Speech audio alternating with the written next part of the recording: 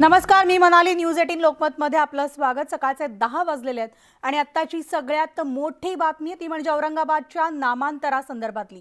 गेल्या 32 वर्षांपासून सातत्यानं चर्चेत असलेल्या औरंगाबाद शहराचं संभाजीनगर नामांतर करण्याच्या वादावर अखेर पडदा पडण्याची शक्यता आहे. तर कोणत्याही क्षणी औरंगाबादचं संभाजीनगर नामकरण होऊ शकतं. नामांतरासाठी सर्व कायदेशीर प्रक्रिया पूर्ण झाल्याची माहिती न्यूज 18 लोकमतला मिळाली आहे. तर माजी खासदार आणि ज्येष्ठ शिवसेना नेते चंद्रकांत खैरे यांनी देखील याला पुष्टी दिलेली आहे. त्यामुळे मुख्यमंत्री उद्धव ठाकरे 8 जून रोजी औरंगाबादमध्ये येणार आहेत आणि तोच मुहूर्त साधत औरंगाबादचं नाव संभाजीनगर होऊ शकतं अशा चर्चा आता रंगू लागलेल्या आहेत. माननीय मुख्यमंत्री उद्धवजी ठाकरे साहेबांनी पूर्णपणे लिगली तयारी केलेली आहे. म्हणून त्यांनी सांगितलं की हे सगळं झालेलं आहे, काय प्रश्न नाही आणि कधीतरी तुम्हाला कळेल की झालं म्हणून. तर औरंगाबाद शहराचं नाव बदलणं हा महाविकास आघाडीचा अजेंडा नसल्याचं राजेश टोपे म्हणाले. तसंच राष्ट्रवादी पक्षाचाही तसा अजेंडा नसल्याचंही त्यांनी औरंगाबाद दौऱ्यावर असताना हे स्पष्ट केलंय. मला असं वाटतं की हा विषय आमच्या पक्षाच्या आणि आमच्या सरकारच्या अजेंड्यावरचा विषय नाही. आमच्या पक्षाचा तर काहीच नाही आहे, पण आमच्या सरकारच्या अजेंड्यावर सुद्धा हा विषय निश्चित प्रकारे नाही.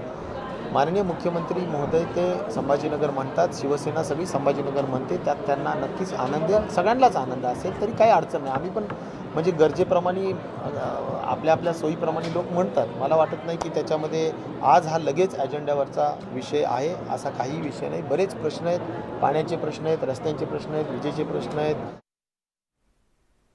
आणि याविषयी सविस्तर अपडेट जाणून घेऊयात. आमचे प्रतिनिधी सिद्धार्थ गोदाम आपल्यासोबत आहेत. सिद्धार्थ, एकीकडे चंद्रकांत खैरे म्हणतात की औरंगाबादचं नामांतरण 8 जूनला होऊ शकतं. अधिकृत ज्या बाबी आहेत त्या जवळपास पूर्ण झाल्यात आणि दुसरीकडे आता राजेश टोपे औरंगाबाद दौऱ्यावर असताना म्हणालेत की हा अजेंडा नाहीये महाविकास आघाडीचा. म्हणाले एक सर्वप्रथम आपण हे समजून घेतलं पाहिजे की चंद्रकांत खैरे यांनी 8 जूनला मुख्यमंत्री घोषणा करतील असं कुठलंही वक्तव्य केलेलं नाही. मात्र ज्या पद्धतीनं त्यांनी वक्तव्य केलेलं आहे की सगळ्या लिगल प्रोसेस पूर्ण झालेल्या आहेत आणि कधीही संभाजीनगर नाव झाल्याचं तुम्हाला कळेल. आणि चंद्रकांत खैरे हे पहिल्यांदा नाही बोललेले. चंद्रकांत खैरे मागच्या 2 ते 3 वर्षापासून अशा पद्धतीचं वक्तव्य करतात आणि खुद्द मुख्यमंत्री उद्धव ठाकरे यांनी सुद्धा असंच म्हटलेलं आहे की संभाजीनगर लोकांच्या मनात हे नाव झालेलं आहे. लोक संभाजीनगर म्हणतात आणि संभाजीनगरचं नाव कधी होऊ शकतं. यामध्ये नवीन वक्तव्य नाही. मात्र उद्धव ठाकरे हे 8 जूनला औरंगाबादमध्ये येत आहेत. त्या दृष्टीनं जर बघायला गेलं तर उद्धव ठाकरे या ठिकाणी काय बोलतील, तर उद्धव ठाकरे काही कळीच्या मुद्द्याला हात घालू शकतात. त्याच पद्धतीने संभाजीनगरचा विषय सुद्धा आहे. मात्र संभाजीनगरच्या विषयी ती घोषणा करतील की नाही करतील हे चंद्रकांत खैरे सुद्धा सांगू शकत नाहीत किंवा इतर कुठलाही पक्ष सांगू शकत नाही. कारण ज्या पद्धतीने राजेश टोपे यांनी सांगितलेलं आहे की आघाडीच्या एजेंड्यावर हा विषय नाही आहे, त्यामुळे इतर महत्वाचे विषय त्या ठिकाणी असू शकतात. आता संभाजीनगरचा मुद्दा एका रात्रीतून जाहीर होऊ शकतो का, तर नाही होऊ शकत. कारण त्याला बऱ्याच लिगल प्रोसेस आहेत, अनेक परवानग्या असतात. त्यामुळे लगेच हा नामांतराचा विषय होईल असं नाही. ज्यावेळेस 1988 साली बाळासाहेब ठाकरेंनी औरंगाबाद येथच संभाजीनगरच्या नावाची घोषणा केली, त्यानंतर 1995ला संभाजीनगर नावाचा प्रस्ताव औरंगाबाद महानगरपालिकेने घेतला. तो राज्य सरकारला पाठवला. राज्य सरकारने तो पाठवला. त्यानंतर काही लोक संभाजीनगरच्या विरोधात कोर्टात गेले. त्यावेळेस कोर्टाने असं सांगितलं की संभाजीनगर नावावरून पेक्षा जास्त इतर सुद्धा महत्वाचे मुद्दे आहेत, त्यामुळे ती याचिका बाजूला ठेवली. त्यानंतर मुख्यमंत्री विलासराव देशमुख सत्तेत असताना ती याचिका सुप्रीम कोर्टात असताना विखंडित केली. याचा अर्थ सरळ आहे की संभाजीनगर एका रात्रीतून जाहीर होऊ शकत नाही. संभाजीनगरचं नाव करणे ह्या विषयाची एक लिगल प्रोसेस आहे. त्यामुळं उद्धव ठाकरे नेमकं त्या प्रोसेसची घोषणा करू शकतात किंवा संभाजीनगर नामकरणासाठी त्या पॉझिटिव्ह वक्तव्य ते करू शकतात. मात्र 8 तारखेला लगेच 8 जूनला ते संभाजीनगरची घोषणा करतील अशी शक्यता फार कमी आहे. मात्र आपण बघतो की संभाजीनगरच्या विषयावरून जशा निवडणुका येतील त्यावेळेस त्या आधी सर्वच पक्ष संभाजीनगरचा विषय काढतात. आता त्यामध्ये भाजप असेल, मनसे असेल, शिवसेना असेल, हे संभाजीनगरच उल्लेख करत असतात. फक्त काँग्रेस, राष्ट्रवादी, एमआयएम संभाजीनगरचा उल्लेख या ठिकाणी करत नाही. आणि संभाजीनगर फक्त शिवसेना करू शकत नाही, तर शिवसेनेसोबत आता राष्ट्रवादी आणि काँग्रेस दोन पक्ष आहेत. त्या पक्षांची आधीपासूनच या संभाजीनगरच्या नावाला विरोध असल्याचं अनेक वक्तव्य या आधी सुद्धा केले आहेत आणि अजेंड्यावर विषय नाही. त्यामुळे फार लवकर हा विषय तडीत जाईल असं वाटत नाही. म्हणाले अगदी बरोबर. आणि त्याचबरोबर संभाजीनगर नावावरून खरं तर सिद्धार्थ, श्रेय कोणी लाटायचं यावर सुद्धा अनेकदा वाद निर्माण झालेत राजकीय पक्षांमध्ये. निश्चित म्हणाली. बघ, आता संभाजीनगरचा विषय हा मागच्या 1988 पासून जवळपास 30-35 वर्षापासूनचा आहे. प्रत्येक जण संभाजीनगरचा मुद्दा निवडणुकीत काढतो, आपापल्या पद्धतीनं त्याचा फायदा करून घ्यायचा प्रयत्न करतो. आता सेना भाजप मागच्या 25 वर्षापासून सोबत होते आणि संभाजीनगरच्या मुद्द्यावर दोघांनी मागणी केलेली आहे. आता संभाजीनगरच्या मुद्द्यावरून शिवसेनेने ती करावी म्हणून भाजप आता त्यांच्यावर हल्ला करताय. तर संभाजीनगरचं नाव थोडंसं भाजपला कातीत पकडण्यासाठी आता नवीन एक मुद्दा समोर आलेला आहे. तो औरंगाबाद विमानतळाला छत्रपती संभाजी महाराज विमानतळ असं नाव देण्याची मागणी सुद्धा या शिवसेनेने केलेली आहे. म्हणजे संभाजीनगर करा ही भाजप शिवसेनेवर दबाव आणतात आणि शिवसेना विमानतळाचं नाव छत्रपती संभाजी विमानतळ असं करा अशा पद्धतीचे दबाव आणतात. ते सगळे राजकीय खेळी आहेत. मात्र या ठिकाणी लोकांची जे काही समस्या आहेत त्याकडे जाणून बुजून दुर्लक्ष केलं जाते. पाण्याचा प्रश्न आहे, रस्त्याचा प्रश्न आहे, अनेक प्रश्न औरंगाबादमध्ये आहेत. मात्र संभाजीनगरच्या विषयाला भावनिक हात घातला की सर्व नागरिक ज्या आपल्या आधीच्या समस्या आहेत, पाण्याचा प्रश्न आहे, ते विसरतील असं राजकीय पक्षांना वाटतं. मात्र आता संभाजीनगरच्या मुद्द्यावरून लोकांचे रिएक्शन फार बोल्ड झालेले आहेत, अत्यंत बोथट आहेत. संभाजीनगरवर आता औरंगाबादचे लोक जास्त रिस्पॉन्स देत नाहीत, जास्त प्रतिसाद देत नाहीत. त्यांना आता पाणी हवंय. त्यामुळं हा मुद्दा फार काही महत्वाचा असेल असं नागरिकांना वाटत नाही. मात्र राजकीय पक्षांना वाटतं संभाजीनगरचा मुद्दा हा फार महत्वाचा आहे. सिद्धार्थ, तुम्ही असेच आपल्यासोबत आहेत मनसे नेते गजानन काळे सुद्धा. गजानन काळेजी, कायदेशीरदृष्ट्या आता संभाजीनगर नामकरणासाठी जी काही प्रक्रिया हवी आहे ती पूर्ण झालेली आहे. त्यामुळे कोणत्याही क्षणी औरंगाबादचं नाव संभाजीनगर होऊ शकतं आणि विशेषतः उद्धव ठाकरे यांच्या सभेच्या दिवशी होण्याची शक्यता वर्तवली जाते 8 जून रोजी. नाही, मी इतकंच म्हणेन, देर आहे दुरुस्त आहे. जर आदरणीय राजसाहेब ठाकरेंच्या सभेच्या नंतर या महाराष्ट्रात संपूर्ण हिंदुत्वाचं वातावरण झालेलं असेल आणि याची दखल जर आदरणीय मुख्यमंत्र्यांना घ्यावीशी वाटत असेल, त्याने तसं बीकेसी मध्ये सांगितलं की आम्ही संभाजीनगर झालं काय नाही झालं काय, मी म्हणालो तर हो.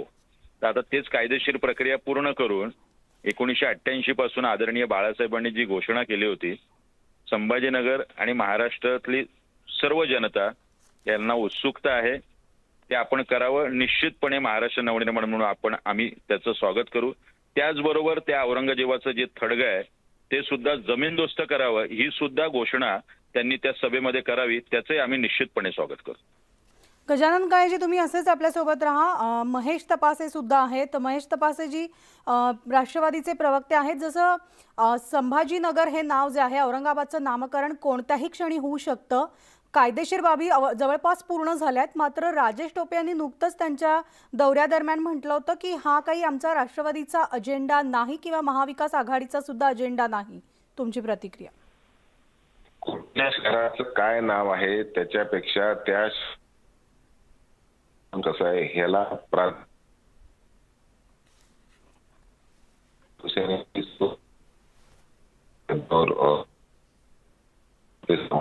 म्हणत होते. आणि महेश तपासेजी, आपला आवाज आमच्यापर्यंत नीट पोहोचत नाहीये. पुन्हा एकदा गजानन काळेजी, मी आपल्याकडे येते. पुन्हा एकदा मग श्रेय लाटण्याचा किंवा श्रेयवाद जो आहे तो पेटू शकतो का? बाळासाहेबांचं स्वप्न होतं. आदरणीय बाळासाहेबांनी घोषणा केली होती जाहीर सभेमध्ये, या महाराष्ट्रामध्ये युतीचं सरकार त्यावेळेला आलं. त्याच्यानंतर मध्ये भारतीय जनता पक्षाबरोबर होतं आणि आता शिवसेनेचेच मुख्यमंत्री आहेत खुद्द. फक्त आता या काँग्रेस राष्ट्रवादीची लाचारी किती करायची, त्यांचं ऐकायचं की इथल्या लोकभावना ऐकून सरकारने निर्णय घ्यायचा, हा नेमका प्रश्न आहे. धन्यवाद गजानन काळेजी आपल्या प्रतिक्रियेबद्दल. तर आपण पाहतोय संभाजीनगर नामांतराचा 8 जूनला मुहूर्त असण्याची शक्यता वर्तवली जाते. कायदेशीर दृष्ट्या सगळी तयारी झाली असल्याचं चंद्रकांत खैरे यांनी म्हटलेलं आहे. पुन्हा एकदा जाऊयात, आमचे प्रतिनिधी सिद्धार्थ गोदाम यांनी आपल्यासोबत आहेत. सिद्धार्थ, आपण पाहिलं मनसे नेते गजानन काळे सुद्धा आपल्यासोबत होते. त्यांनी सुद्धा खरं तर याचं स्वागत केलेलं आहे, कारण मनसेनं सुद्धा आक्रमक भूमिका घेतलेली होती औरंगाबादचं नामकरण होण्यासाठी. मनाली, राजकीय पक्षांचे वक्तव्य, त्यांच्या मागण्या किंवा जे काही स्टेटमेंट येत आहेत ते ठीक आहेत, कारण ते राजकीय नेत्यांची त्यामागची ही भावनाच अशी असते की लोकांनी त्यांना प्रतिसाद द्यावा. मात्र ज्या पद्धतीनं संभाजीनगर हा विषय मागच्या 35 वर्षापासून 32 वर्षापासून रेंगाळत अगदी बरोबर आहे, रेंगाळत चाललाय तो. कुठेतरी आता त्याच्यावर शिक्कामोर्तब होत चाललेला आहे. सिद्धार्थ, मी पुन्हा एकदा थोडंसं थांबवते, कारण आपल्यासोबत आहेत भाजपचे आमदार अतुल सावे. अतुल सावे जी, आपल्याला सुद्धा आपल्यापर्यंत ही बातमी खरं तर कळली असेल की गेल्या इतक्या वर्षांपासून औरंगाबादचं नामकरण रखडलेलं होतं, ते अखेर आता मुख्यमंत्री उद्धव ठाकरे यांच्या 8 जूनच्या सभेच्या दिवशी याचं नामकरण जाहीर होण्याची शक्यता वर्तवली जाते. हा विषय बरेच वर्षापासून प्रलंबित आहे. मध्ये कोर्टात त्याचं मॅटर चालू होतं म्हणून हे होतं. त्यानंतर ते की आपण महापालिकेचा ठराव, जिल्हा परिषदचा तो शासनाकडे पाठवा आणि शासनाने कॅबिनेटमध्ये किंवा हाऊस मधून तो करून शासनाकडे पाठवावा. केंद्र शासनामध्ये भारतीय जनता पार्टीचं सरकार आहे. नक्कीच आम्ही तो सँक्शन करून घ्यायचा पूर्णपणे प्रयत्न करू. मग हे श्रेय नेमकं कोणाला जातं? श्रेयाचा विषयच नाही. संभाजीनगरचं नाव स्वर्गीय बाळासाहेब ठाकरे यांनी संभाजीनगर ठेवलं होतं.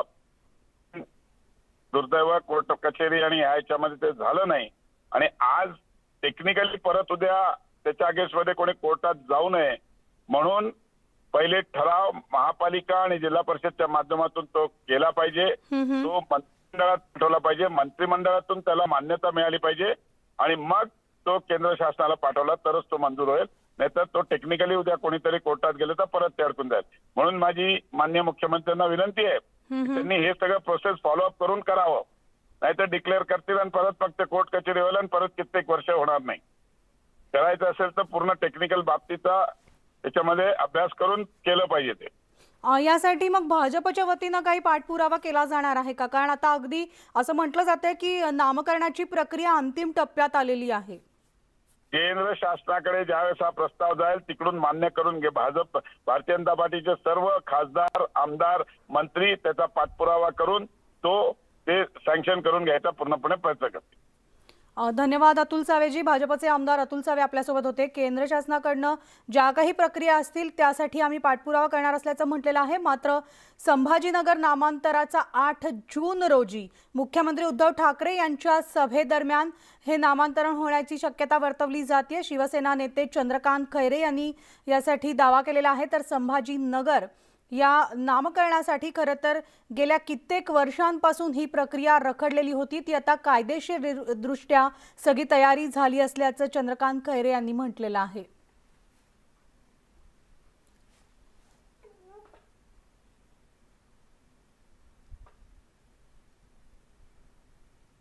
आणि नंतर बातमी आहे मनसे संदर्भातली. मनसेचा अंतर्गत वाद चव्हाट्यावर आलाय. मनसेच्या मध्यवर्ती कार्यालयामध्ये कार्यकर्त्यांमध्ये आपापसात वाद झाले असून राज यांच्या सभेबाबतची बैठकीचं निमंत्रण का दिलं नाही यावरून शिरोळे आणि विटकर यांच्यात झटापट झाली आहे. पुणे शहराध्यक्ष आणि मनसेच्या सर्व नेत्यांसमोर हा वाद झाल्यानं मनसेची गटबाजी पुन्हा एकदा चव्हाट्यावर आल्याची पाहायला मिळते आणि हा व्हिडिओ त्या दरम्यानचा आहे. कार्यकर्त्यांमध्ये आपापसातच वादावादीला सुरुवात झाली.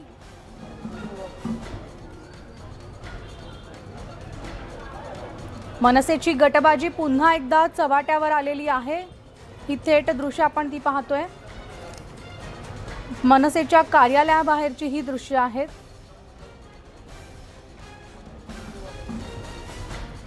तर आमचे प्रतिनिधी गोविंद वाकडे आपल्यासोबत आहेत. थेट आपण गोविंदकडे जाणार आहोत. गोविंद, नेमकं काय घडलं? म्हणाले काल रात्रीचा हा प्रकार आहे. खरं तर अयोध्येला जाण्यासाठी प्रचंड उत्साह आहे मनसैनिकांमध्ये आणि त्यामुळे बैठक आयोजित करण्यात आली होती. त्याचबरोबर राजसाहेब ठाकरे यांची जी सभा पुण्यात होणार आहे त्या संदर्भातही या बैठकीत चर्चा होती. मात्र त्याच दरम्यान हे जे दोन नेते आहेत त्यांच्यामध्ये थोडंसं एक वाद झाला की बैठकीला बोलवलं जात नाहीये का, आणि त्यामुळे कुठेतरी माध्यमकर्मी समोर वाद झाल्यामुळे हा सगळा प्रकार उघडकीस आला. आता आपल्या सोबत रणजित शिरोळे आहेत. त्यांनीही सांगितलं की असा कुठलाही मतभेद किंवा कोणतीही घटना घडलेली नाहीये. रणजितजी, हा बोला. नेमकं काय रात्री प्रकार घडला होता आणि हा काय एकूण प्रकार आहे? नाही, मला माहित नाही की तुम्हाला ते कसं दिसलं. कुठलेही वाद नाहीयेत आणि कुठले मतभेद पण नाहीयेत आणि गडबाजीचा विषय नाहीये. पक्षाची बैठक होती, बैठकीत चर्चा होत असती, चर्चेत वातावरण वर खाली होत असतं, तेवढाच विषय. मला माहित नाही ते म्हणजे व्हिज्युअल तुमच्याकडे काय आहे का कसं दिसलं, पण ऍब्सोल्युटली कुठलाही त्यात वाद किंवा काही नाहीये एवढं. तर मग हा केवळ सभेला बोलवलं जात नाही असं? नाही नाही नाही नाही नाही नाही नाही सभेचा या तुम्ही आता जसं काय म्हटलं अयोध्यात असा काही विषय नाही. बैठकीला बोलवलं जात नाही असं विटकर यांनी आरोप केल्याची माहिती मिळते आहे. असं काही होतंय का? नक्की काय होतंय? सभा जी होणार आहे राजसाहेब ठाकरेची, तिथे सगळे पदाधिकारी उपस्थित होते का? आणि असं कोणाला डावलल्या गेलंय का? कोणी नाराज आहे का? रणजितजी, नाही नाही नाही नाही डावलल्या जायचा काही संबंधच नाही. उलट जास्तीत जास्त म्हणजे पदाधिकाऱ्यांनी यावं, नागरिकांनी यावं हीच आमची सगळ्यांना आव्हान असतं, आमची विनंती तीच असती. त्यामुळे डावलून आणि डावलण्यासारखं काही कारणही नाही. पक्षाच्या कार्यकर्त्याला कशासाठी डावलायचं तसंही काही विषय नाही. म्हणाले आपण तिथल्या कार्यकर्त्यांचं म्हणणं आहे की सभेला बोलवलं नाही, नियोजनामध्ये सहभागी करून घेतलं नाही, म्हणून हा वाद झालाय, असं तिथल्या कार्यकर्त्यांचंच म्हणणं आहे. नाही, नियोजन तर आताशी सुरू होत आहे. नियोजनात सहभागी करून घ्यायचं नाही करायचं असा विषयच नाही. आणि सगळीकडे अख्ख्या विभागावर त्यांच्या बैठका होतील, सगळं होईल, यातला कुठलाच विषय नाहीये. चर्चेत थोडंसं बघा, चर्चा जेव्हा होते ना तर चर्चेत प्रत्येकाचे विचार असतात, थोडेसे वेगळे असू शकतात. तिथे चर्चा त्यासाठीच करतो ना आपण. समजा काही चर्चेत वेगळा विचार असेल, तो मनात समजा काही डाऊट्स असतील तर ते क्लिअर करण्याची. त्याचा अर्थ हा होत नाही की कोणाला डावललंय, कोणाला बोलवत नाही का काहीतरी वाद येत. वाद नक्कीच नाही येत. धन्यवाद रणजित विटकरेजी, न्यूज 18 लोकमतला ही प्रतिक्रिया दिल्याबद्दल. तर मनसेच्या सभेवरून शिरोळे आणि विटकर यांच्यात वाद झाल्याचा हा व्हिडिओ समोर आला होता. मात्र न्यूज 18 लोकमतशी बोलताना विटकर यांनी हा जो व्हिडिओ आहे किंवा हे जे आरोप किंवा त्यांच्यावर वाद झाल्याचं म्हटलेलं आहे फेटाळून लावलेलं आहे आणि ही कोणतेही वाद झाल्याची दृश्य नसून आमच्यामध्ये चर्चा सुरू होती असं त्यांनी म्हटलेलं आहे. आमचे प्रतिनिधी गोविंद वाकडे सुद्धा आपल्यासोबत होते. धन्यवाद गोविंद. आणि यानंतर बातमी ती म्हणजे ज्ञानवापी प्रकरणी वाराणसीच्या न्यायालयात कोर्ट कमिशननं आपला अहवाल दिलाय. या अहवालावर आज वाराणसी न्यायालयात सुनावणी होण्याची शक्यता आहे. तर ज्ञानवापी प्रकरणी अजय मिश्रा यांनी अहवाल सादर केला आणि त्यामध्ये देवी देवतांच्या कलाकृती बनलेल्या सापडल्या असून मंदिर असल्याचे पुरावे मिळाल्याची अहवालात माहिती आहे. दरवाजाच्या जवळ कमळाची आकृती मिळाली आहे. दरवाजाजवळ देवी देवतांच्या प्रतिकृती आहेत. तसंच शेष नागासारखी आकृती सुद्धा सापडलेली आहे. याची संपूर्ण व्हिडिओग्राफी करण्यात आली असून शिलालेखावर 4 रेखाटनं देखील सापडलेली आहेत. यातली चौथी आकृती ही मूर्तीच्या आकाराची आहे आणि त्यावर कुंकू लावलेलं पाहायला मिळालं. तर ज्ञानवापी अहवालात नेमकं काय नमूद केलं आपण ग्राफिक्सच्या माध्यमातून पाहूयात. देवी देवतांच्या कलाकृती, मंदिर असल्याचे पुरावे, दरवाजाजवळ कमळाची आकृती, तर दरवाजाजवळ देवी देवतांच्या प्रतिकृती, शेषनागासारखी आकृती सापडली आहे. तसंच शिलालेखावर 4 रेखाटनं सुद्धा सापडली असून चौथी आकृती ही मूर्तीच्या आकाराची आहे आणि मूर्तीवर कुंकू लावलेला आहे. दिवे लावण्यासाठीची देखील जागा या ठिकाणी आहे आणि मंदिरात फुलं ठेवण्यासाठी सुद्धा जागा आहे. तर आमचे प्रतिनिधी प्रशांत लीला रामदास आपल्यासोबत आहेत. प्रशांत, देवी देवतांच्या कलाकृती सापडलेल्या आहेत. ज्ञानवापी प्रकरणी जो अहवाल सादर करण्यात आलाय या अहवालात या सगळ्या बाबी नमूद करण्यात आलेल्या आहेत. काय सविस्तर माहिती, आज सुनावणी होऊ शकते का? महत्वाचं म्हणजे ज्ञानवापी प्रकरणी आज एकीकडे दुसरीकडे वाराणसीच्या स्थानिक न्यायालयात सुनावणी आहे. या स्थानिक न्यायालयामध्ये काल सुनावणी होणार होती, पण ती सुनावणी आजपर्यंत टळली कारण की काल बंद होता आणि त्यामुळे काल बंद झाल्यामुळे कोर्टात बंद होता त्यामुळे आज सुनावणी टळली. आणि आज महत्वाचं म्हणजे आज या दरम्यान खास करून कोर्ट कमिशन मिश्रा यांनी अहवाल देखील दिलेला आहे. या अहवालाच्या संदर्भात आज देखील सुनावणी होण्याची शक्यता आहे, कारण की यापूर्वी मस्जिद कमिटी आणि मुस्लिम खास करून मंदिर पक्षाच्या वतीनं याचिका दाखल करण्यात आली. त्यामध्ये त्यांनी मागणी केलेली आहे की जी शौचालयाच्या पुढे असलेली भिंत ते भिंत तिथे घालण्यात यावी. त्यानंतर सोबतच तिथे वजूखाना जे आहे तो तिथे त्याला पूर्ण कव्हर करण्यात यावं, तो देखील तोडण्यात यावा, अशा प्रकारची मागणी करण्यात आली होती. आणि ही जी ज्ञानवापी मस्जिद आहे ही मस्जिद नसून मंदिर आहे आणि त्यामध्ये एक शिवलिंग असल्याचाही दावा हिंदू पक्षाच्या वतीने करण्यात आला. तर मस्जिद समितीच्या वतीने दावा करण्यात आला की हे कधीच मंदिर नव्हतं आणि गेल्या अनेक वर्षापासून इथे नमाज अदा होण्याचं काम हे मुस्लिम धर्माच्या वतीने होत आहे. त्यामुळे या दोन्ही याच्या संदर्भात आज त्या सत्र न्यायालयामध्ये सुनावणी होणार होती. सुनावणी आज साधारणतः 10:30-11 दरम्यान सुरू होईल अशा प्रकारचे संकेत प्राप्त झालेले आहे. तर कोर्ट सर्वात प्रथम कुठलं प्रकरण घेते, कारण की या संदर्भात 3 प्रकरणं आहे. या 3 प्रकरणामध्ये पहिलं प्रकरण कुठलं कोर्ट घेते ते महत्वाचं असणार आहे. अगदी बरोबर. आणि त्यामुळे या संपूर्ण घटनांकडे आपलं लक्ष असणार आहे. प्रशांत, हे सविस्तर अपडेट्स तुमच्याकडनं घेत राहू. तुर्तास धन्यवाद.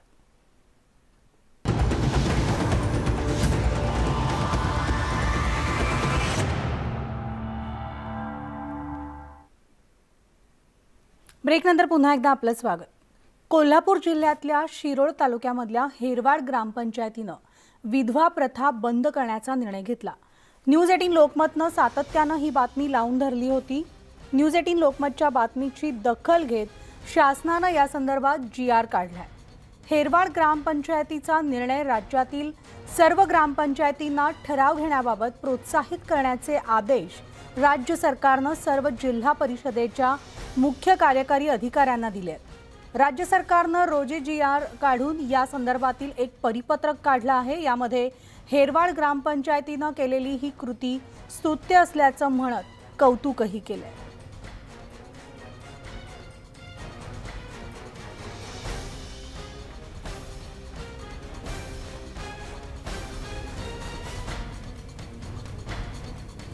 आणि याच विषयी खरंच मनापासून कौतुक करण्यासाठी आणि सविस्तर नेमकं काय केलं आहे, ही प्रथा जी आहे ही कशी बंद केली, या सगळ्याविषयी बोलण्यासाठी आपल्यासोबत आहेत हेरवाड ग्रामपंचायतीच्या ग्रामविकास अधिकारी पल्लवी कोळेकर.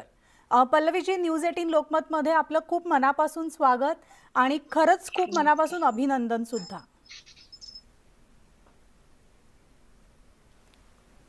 खरं तर हेरवाड ग्रामपंचायत म्हणजे कोविडच्या काळात अनेकांना घरांना कर्त्या पुरुषांना गमवावं लागलं होतं आणि आता या शासन निर्णयामुळे घरातल्या स्त्रियांना उभारी मिळणार आहे. सर्वप्रथम तुम्ही राबवलेल्या हेरवाड पॅटर्न संदर्भात काल शासन निर्णयाची जी घोषणा झाली, ज्यामध्ये तुमचा मोठा सहभाग होता.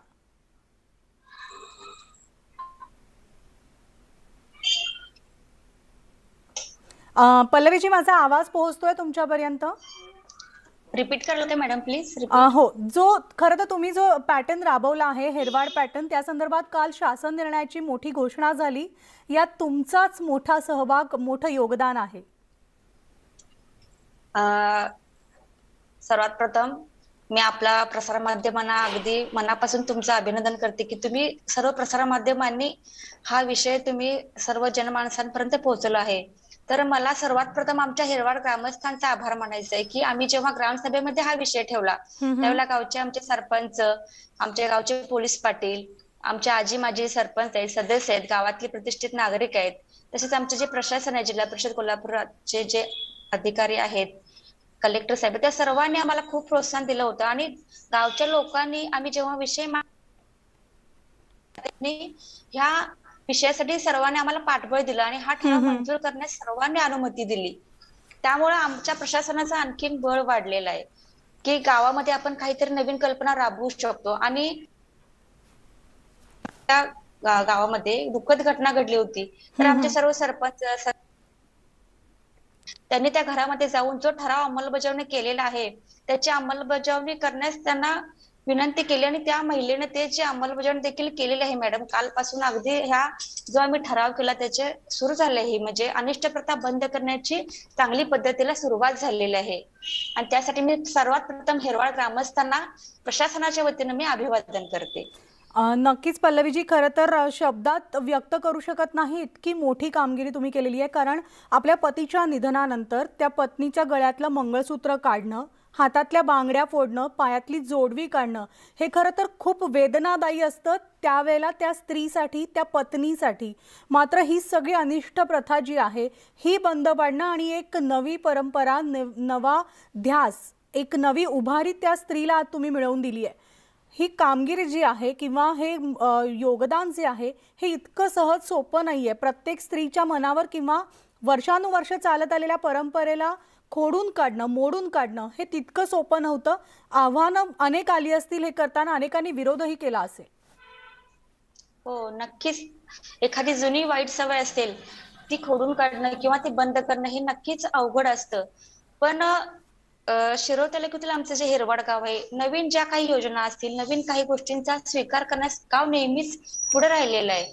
ज्यावेळेला आम्ही हा विषय मांडला तेव्हा क्षणाचा विलंब न करता सर्वांनी मान्यता दिली. काही जुने लोक होते त्यांनी विचार आपले मांडले की हे म्हणजे कसं होईल किंवा आपल्या धर्मामध्ये हे चालेल का, पण त्यांचं समुपदेशन इतक्या चांगल्या प्रकारे करण्यात आलं की ते देखील आपल्या सर्व जुनाट बुरसट विचारांना त्यांनी मागं पडलं आणि हा नवीन विचाराचा वारसा पुढे घेऊन जाण्यास ते स्वतःहून पुढे तयार झालेत.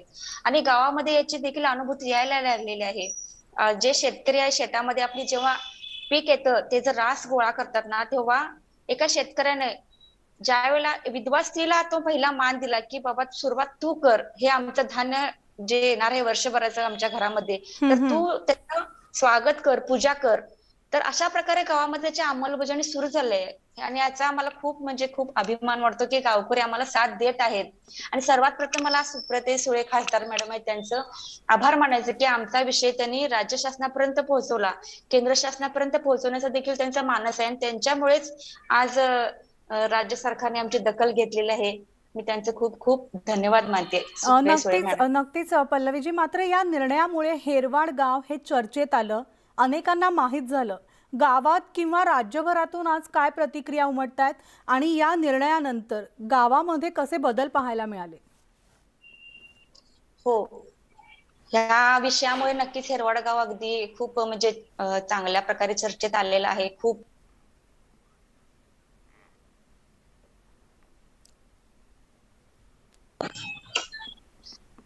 आमच्या जिल्हा प्रशासनापासून ते राज्य शासनापर्यंत सर्व अधिकारी आहेत, पदाधिकारी आहेत, गावाला भेट देत आहेत. तर ह्या ठरावानंतर अगदी लोकांच्या मनामध्ये हा विषय अगदी रुजलेला आहे आणि त्याची सुरुवात खूप चांगल्या प्रकारे झाली. आताच मी सांगितले की शेतकऱ्यांनी जे काही विधवा मुलीला मान दिला, पूर्वीपासूनच ह्या गावामध्ये ना विधवांना अगदी म्हणजे चांगल्या प्रकारे मान दिला जाते. झेंडावंदन देखील ह्या मागच्या जानेवारी महिन्यामध्ये सरपंचाने एका सैन्य दलातील विधवा पत्नीला त्यांनी झेंडावंदन करण्याचा सरपंचाने मान दिलेला होता. हळूहळू अगदी म्हणजे सुरुवात होतच होती, पण त्याला आमच्या ठरावाद्वारे अगदी बरोबर आहे पल्लवीजी. त्यामुळे पुन्हा एकदा न्यूज 18 लोकमतकडनं तुमचं खूप मनापासून कौतुक. तुम्ही जे कार्य केलेलं आहे किंवा तुम्ही जो नवा पायंडा राज्यभरासाठी नाही तर देशासाठी तुम्ही हा घालून दिलेला आहे आणि त्यासाठी तुम्हाला न्यूज 18 लोकमतचा सलाम.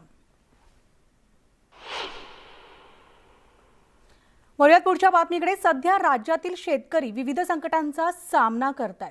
कधी आसमानी तर कधी सुलतानी संकटाचा सामना शेतकऱ्यांना करावा लागतोय.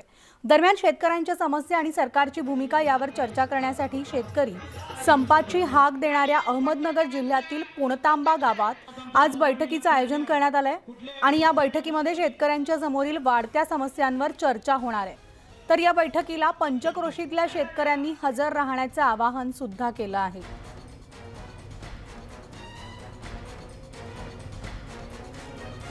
तर राज्यभरातील शेतकऱ्यांचं आज संघटन आहे.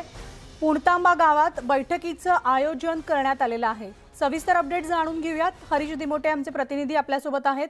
हरीश, पुन्हा एकदा शेतकरी संपावर जाणार का? मनाली, आपण जर बघितलं तर असंघटित असलेला शेतकरी 2017 साली पुंतांबा गावाने जेव्हा शेतकरी संपाची हाक दिली तेव्हा मात्र एकत्र आलेलं होतं आणि पूर्ण राज्यातले सगळे शेतकरी पेटून उठलेले होते. त्यावेळी शेतकऱ्यांना कर्जमाफी मिळाली, त्यांचे अनेक प्रश्न आहेत ते सुटलेले होते. आता पुन्हा एकदा तशीच वेळ कुठेतरी आलेली दिसते, कारण आपण बघितलं तर टरबुजाला दर नाही, कांदा फेकून द्यावा लागतोय, अगदी कवडी मोल भाव मिळतोय, द्राक्षाची तीच अवस्था आहे. त्यामुळे आता सध्या शेतकरी हवालदिल झालेला आहे आणि अनेक संकटांचा सामना करतोय. मग त्यासाठी कुठेतरी पुन्हा एकदा शेतकऱ्यांचं संघटन केलं पाहिजे का, आंदोलन केलं पाहिजे का, यासाठी आता पुंतांबे गावामध्ये हे सगळे आंदोलक शेतकऱ्यांची चर्चा सुरू आहे. आपण बघितलं तर पुंतांबा ग्रामपंचायत समोर हेच ते आंदोलक आहे ज्यांनी 2017 साली एकत्र येऊन जो शेतकरी संप आहे हा पुकारलेला होता. आता पुन्हा एकदा हे सगळे शेतकरी या ठिकाणी जमा झालेत, आंदोलक जमा झालेत, ते चर्चा करत आहेत की शेतकऱ्यांच्या समस्यावरती आता काय केलं पाहिजे. कारण सरकार लक्ष देत नाहीये, स्थानिक नेते लक्ष देत नाहीये, ऊस तुटत नाहीये, टरबुजाला भाव नाही, द्राक्षाला भाव नाही. त्यामुळे नेमकं काय केलं पाहिजे यासाठी ही सगळी चर्चा सुरू आहे. आपण बोलण्याचा प्रयत्न करू त्यांच्याशी. डॉक्टर, काय नेमकी शेतकऱ्यांची परिस्थिती आहे आणि आज ही बैठकीचं आयोजन करण्यामागची काय भूमिका आहे? महाराष्ट्रभर शेतकऱ्यांच्या व्यथा या वाईट झालेल्या आहेत. ऊसाचं पीक मोठ्या प्रमाणात लागल्यामुळं कारखान्यांनी तोडी केल्या नाही. आपण रोज टीव्हीवरती बघतो की एका बाजूला शेतकरी ऊस जाळून देतो आणि आत्महत्या करतोय. या व्यथा फार वेदनीय आहे. पुंतांबे गावाने आजपर्यंत शेतकऱ्यांसाठी लढा उभा केलेला आहे. शेतकरी संपामधून शेतकऱ्यांची कर्जमाफी मोठ्या प्रमाणात झाली. केंद्र सरकारने देखील त्याची दखल घेऊन शेतकऱ्याला पेन्शन चालू करावी लागली. हे आंदोलनाची भूमिका म्हणून नाहीये, पण शेतकऱ्याच्या व्यथा कुणीतरी मांडल्या पाहिजे म्हणून आम्ही सर्व ग्रामस्थ एकत्र बसलोय. आज कांदा काढला, कांद्याची कॉस्टिंग कुठेतरी गेली, कांद्याला उत्पन्न नाहीये, भाव 6 रुपये किलोनी कांदा घेत आहे. आज हे सगळे व्यथा आम्ही मांडण्यासाठी ही मीटिंग बसवलेली आहे. व्यथा मांडण्यासाठी ही सगळी मीटिंग होते आहे आणि यावरती आता सगळी चर्चा होते. त्यानंतर ठरणार आहे की शेतकरी संप करायचा आहे की आंदोलन करायचं आहे. आता ही चर्चा झाल्यानंतर नेमकं काय ठरतं हे पाहणं महत्वाचं ठरणार आहे. म्हणाली नक्कीच हरीश, आणि याचे सगळे अपडेट्स तुमच्याकडनं वारंवार घेत राहणार आहोत. तुर्तास धन्यवाद. तर यवतमाळ जिल्ह्यात अचानक आलेल्या पावसामुळे शेतकऱ्यांची चांगलीच तारांबळ उडाली आहे. या पावसामुळे वातावरणात चांगलाच गारवा निर्माण झालाय. तर या पावसामुळे नागरिकांना उकाड्यापासून काही प्रमाणात दिलासा देखील मिळालाय. या पावसामुळे शहरात रस्त्यावर ठिकठिकाणी पाणी साचलंय, तसंच शेतात सुद्धा पाणी साचल्याचं दिसून आलंय. दरम्यान उष्णतेचा त्रास कमी झाला असून नागरिकांना उकाड्यापासून काही प्रमाणात दिलासा मिळालाय.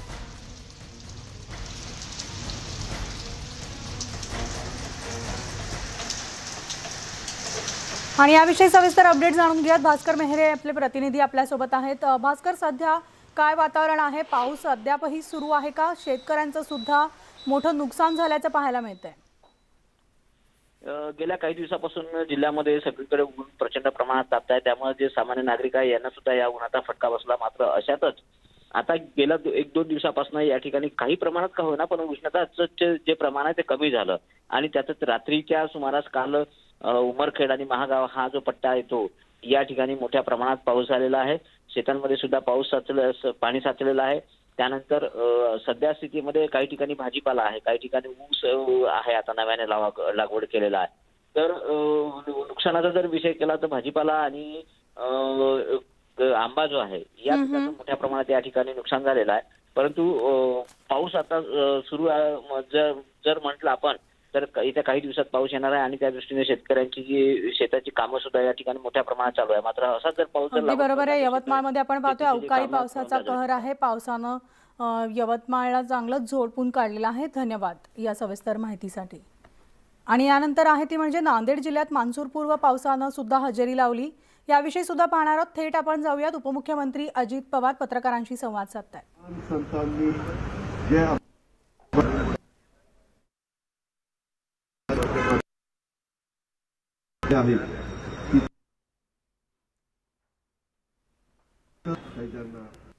चांगल्या पद्धतीने अशा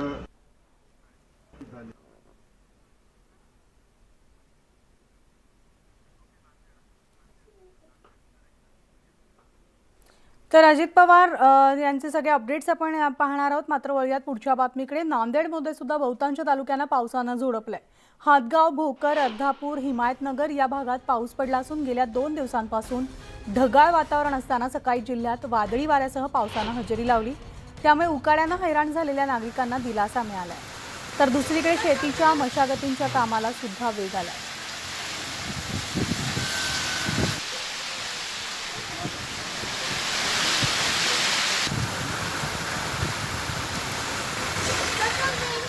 आणि यानंतर बुलेटिनमध्ये एक छोटासा ब्रेक घेऊन लगेचच परततोय. पाहत राहा न्यूज 18 लोकमत.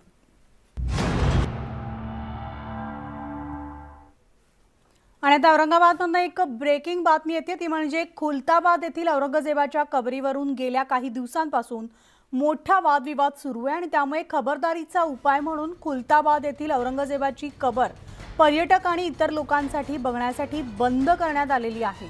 याबाबतचा आदेश भारतीय पुरातत्व विभागानं काढला आहे. प्रारंभी 5 दिवस औरंगजेब कबर बंद राहील आणि वातावरण पाहून उघडायची की बंद करायची याबाबतचा पुढील निर्णय घेण्यात येणार असल्याची माहिती देण्यात आली आहे. सविस्तर अपडेट्स जाणून घेऊयात. आमचे प्रतिनिधी सिद्धार्थ गोदाम आपल्यासोबत आहेत. सिद्धार्थ, मनाली औरंगजेबाच्या कबरीवरून अकबरुद्दीन ओवैसी जेव्हापासून येऊन गेले तेव्हापासून वाद सुरू आहे. अनेक राजकीय वादविवाद असल्यामुळं तर खुलताबादमध्ये 2 ते 3 दिवस अफवांचं पीक आलं होतं. कुणीतरी कबर तोडायला येणार अशा पद्धतीच्या अफवा पसरत होत्या. त्यामुळे नागरिकही जमत होते, पोलिसांची धावपळ सुरू होती. शेवटी वातावरण तणावपूर्ण आहे आणि त्या ठिकाणी हिंसक घटना घडू शकते याची काल औरंगाबादचे पोलीस अधीक्षक यांनी राज्य सरकारला पत्र पाठवलं आणि पत्र पाठवल्यानंतर आर्किओलॉजी डिपार्टमेंट केंद्राचं त्यांनी आजपासून पुढील 5 दिवस ही कबर बंद ठेवलेली आहे आणि वातावरण बघून पुढच्या 5 दिवसाच्या नंतर ती कबर पर्यटकांसाठी खुली करायची की नाही करायची याचा निर्णय होणार आहे. एकंदरीतच हा वाद आता कबर बंद होण्यापर्यंत आलेला आहे आणि आता वाद असा जर सुरू राहिला तर कदाचित कबर पर्यटकांसाठी अनेक दिवस बंद असू शकते. नक्कीच. धन्यवाद सिद्धार्थ या सविस्तर माहितीसाठी.